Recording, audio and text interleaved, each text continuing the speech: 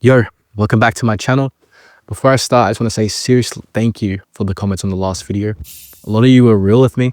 I appreciate that. I'm just trying to make these videos not just as rants, but as actual reflections. So whether you agree or disagree or just watched, I appreciate that. So I read through a lot of the comments from the last video. Some of you made really good points. Like one dude said games aren't the problem, it's just that we grew up. And honestly, that's how I think I feel. I'll admit it's all a part of me. I don't play like I used to. I've got so much stress outside of work, gaming. And that could be from work, that could be from improving my career, just from finishing university, and less free time. I think less free time makes me feel like I'm wasting time if I'm playing games. It's so horrible.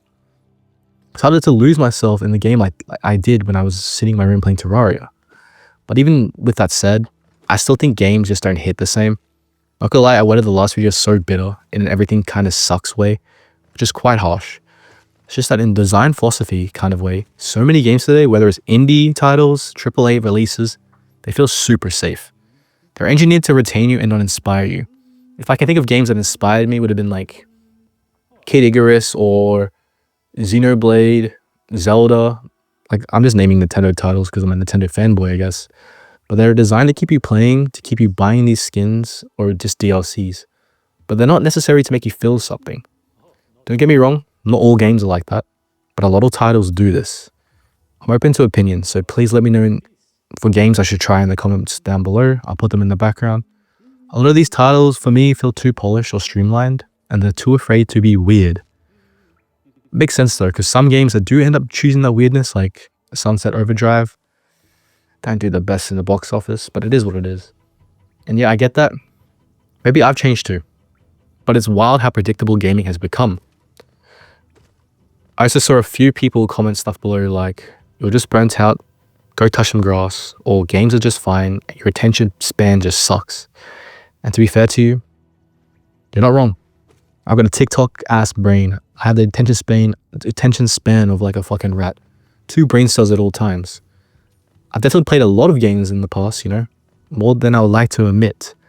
I probably conditioned myself to get bored faster because of how much content I have consumed. But even then, when I go back to older games, I do enjoy them. It's the atmosphere, it's the spacing, it's the mystery of older games. They weren't just trying to sell you a battle pass, they were fun. They had soul, and I think that's what's missing with many different games coming now. And the whole friend swap discussion was wild. Some of you were really passionate. I shouldn't have worded it the way I did. I understand the point of those games. Honestly, the title Friend Swap should be changed just back to party games because they provide a decent value for the price.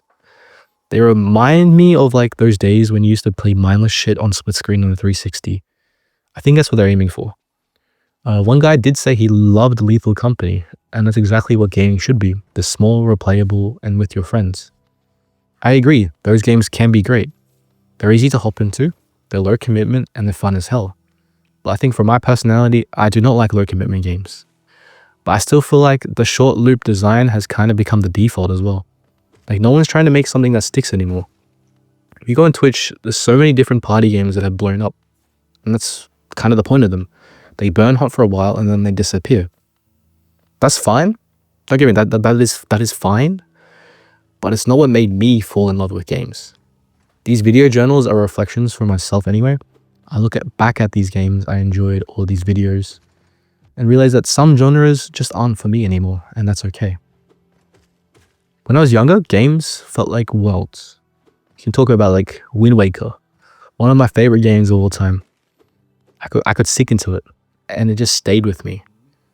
And you'd go to school, you would talk about the lore, and it felt real. Now, even when games try to have depth, it feels like a paywall, stretched across many DLCs, updates. Honestly, drip-fed content. It loses its magic. It's not that I hate new games, I just miss when games trusted us players to wonder. And I gotta say another thing, this generation has been kind of mid. I'm talking about the PS5 generation. Has beautiful hardware, it's a decent looking console, but it just feels like a shinier PS4. Do you remember the leap between the PS2 to the PS3, or even the PS3 to the PS4? It felt huge. And I can mention so many games through the PS4 and PS3 and PS2 that were amazing. Now, can you tell me something about the PS5? That shit got better graphics, faster loading times, and what? We got the same game fucking remade 20 billion times. And that's kind of the state we were in. A lot of these games, especially the fucking Sony, bruh. Especially fucking Sony. Fuck Sony. I mean, especially Sony. They keep making the same shit like 10 times. I'm pretty sure there's a game from PS2 that's been remade on PS3, PS4, and PS5. I don't know the name. Maybe I'll put it up on the screen if it exists. But yeah. But it helped. I think that last video though helped me reflect. Just reading the comments, trying to make me understand what I did enjoy about gaming. Because I'm losing the relationship between me and actually enjoying this stuff. This is a medium I've been doing for years. How can you just give up so easily, right? And it brought me back to the idea that I think I enjoy handhelds. It might be the PC. The idea that I sit here, I can have the ability to do like 20 different billion things at once. I think that affects my gaming experience as well. I go back in time, I look back, what did I really enjoy? My Wii U, my Game Boy SP, my Nintendo Switch. I'm just naming Nintendo shit. My PSP that I got for $10 from a trade. Stuff like that. Like, it's just, I sunk more hours into something that was portable because I could do it anywhere at any time. And honestly, maybe that's what I should do. I'm probably gonna get a Steam Deck soon to see if that's gonna solve my problem. And honestly, I think that this year alone, the one thing that reunited or I enjoyed with gaming was the modded 3DS that I picked up from CEX for fucking $100. I played Kid Icarus again. I played fucking Smash Bros on the go. That was fun. Animal Crossing, stuff like that. There's something personal about handhelds. No FOMO, no battle passes, just you and the game. Maybe that's what I'm missing. So maybe, just maybe, a part of it is just me growing up, but the industry has changed too. Honestly, not for the better. There's less creativity, there's less weirdness, and less risk. Everything feels cleaner, prettier, and somehow emptier. I'm not angry about it though. I'm just trying to figure out what gaming means to me now. If that means spending another fucking 40 minutes on the Reese instead of downloading whatever battle royale dropped this month, then yeah, I'm fine with that. If you enjoyed my video, please comment down below, and peace.